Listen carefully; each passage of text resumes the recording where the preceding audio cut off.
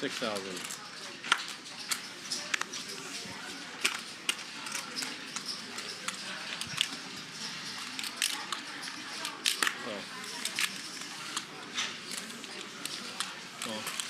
And Keating, oh no. In this video for CoinPoker.com, make sure you check out the $2,000 free roll for all of you in the description down below. Don't miss out, it's free money. In this hand, Stanley playing 500, 1,000, 2,000, raises it up to $6,000 from the hijack with King, Queen of Clubs. Alan Keating, tricky, trappy player apparently. He just calls with Ace, King of Hearts on the button. Santouche calls the big line with 10-9 offsuit. And then Peter gets the gift of the century. He gets pocket queens in the straddle. Let's see what he does. Keating just flats the open from Stanley. And Peter wakes up with queens.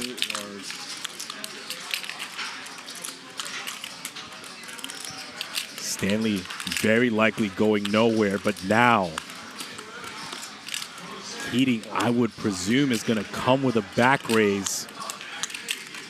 Peter bumps it up to $42,000, which is actually a very nice play. You may think this is a huge re-raise, but no.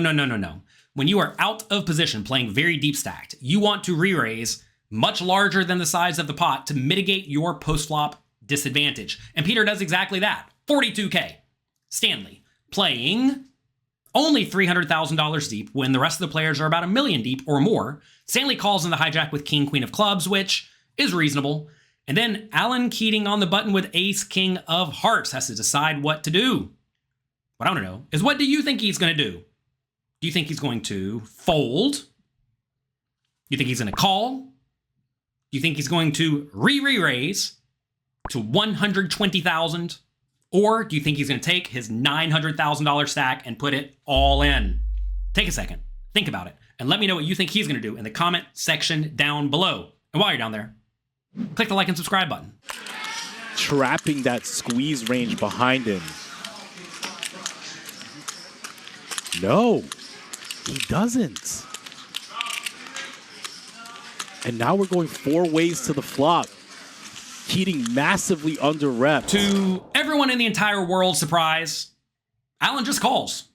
All right, tricky trappy. Santouche decides to call the 10-9 offsuit. That's probably way too loose from out of position, but whatever, let's spin the wheel. 170K in the middle. 3 cards, please. Good situation for these pocket queens. If you want your share of $100,000 that I'm giving away in free roll poker tournaments over the next year, check out pokercoaching.com/freeroll. It's just for the poker coaching community on CoinPoker. Get that money. Let's get back to the hand. 45,000. Quarter pot bet.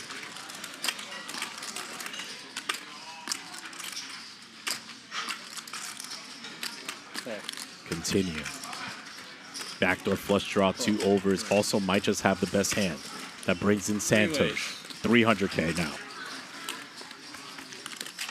The flop comes 7-7-6. 2 spades. Peter has no spades.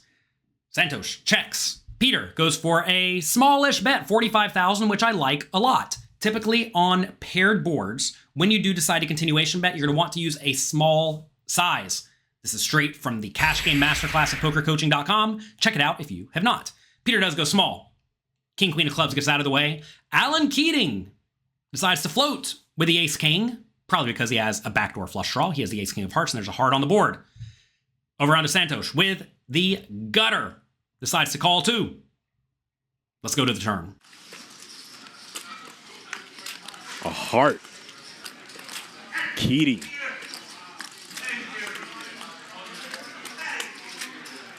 Check.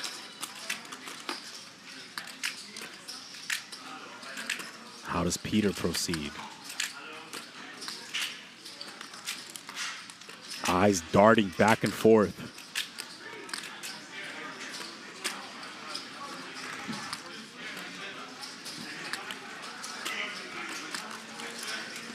You check.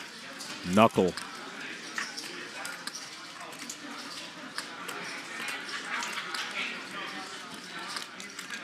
Camera focuses in on Keating. Ammunition in hand. Bet. 140.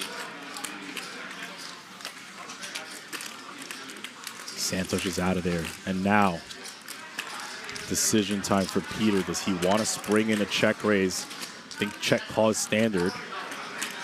But this man has been nothing but that. The turn is a spicy one. It's the 4 of hearts, giving Alan a little something to play with. Santos checks. Peter, with his queens, opts to check, which I think at this point is a really good play because both of his opponents could easily have a 7. So he checks. Then Alan goes for 140,000, about half the size of the pot. 10-9 gets out of the way, and then Peter has to decide if he should stick around, fold, or load all the money in with the pocket queens. Let's see what he does.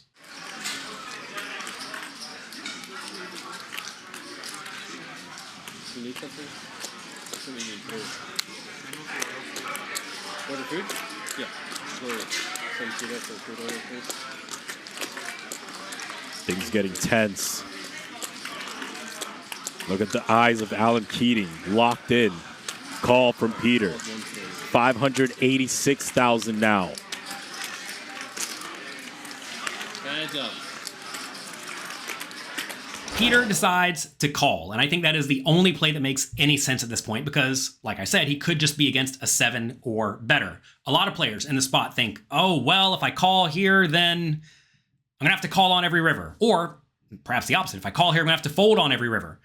But you don't want to get it stuck in thinking like that. This is a spot where Peter's hand has lots of equity against Alan's likely range. It's going to contain a whole lot of straight draws and flush draws. So, you know, call getting okay pot odds. It's not the greatest spot in the world and you are going to face some pressure, but calling is the only play that makes any sense. What a lot of people do really wrong, though, is they check raise, sometimes all in this spot, thinking, I probably have the best hand. And to be fair, you probably do have the best hand. But if you check shove it all in for about 700,000, when you get called, you're going to be drawing to 2 outs. And that is not where you want to be. Good play by Peter. Let's go to the river. Queen of spades. Peter with the check mark. Top full house. Check. Keating bricks out. The river is the queen of spades. Second nuts for Peter. He very wisely checks. This is an amazing spot to check because if you bet or lead, that allows all of Alan's marginal hands and or bluffs just to easily fold. Alan's sitting here with ace high. Let's see if he decides to go for it. We know he's not afraid. All in from Keating. All you can eat. Call. Snap. Call. All in and a call. A $2 million pot. Peter. Rivers a full house. Keating bluffs it off.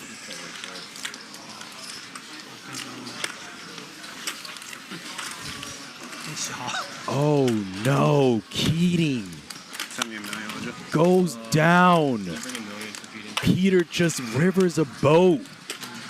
Alan's courage gets the best of him this time. He rips it in. Peter calls, and Peter scoop-a-loops all of Alan's chips. I'll talk to you next time.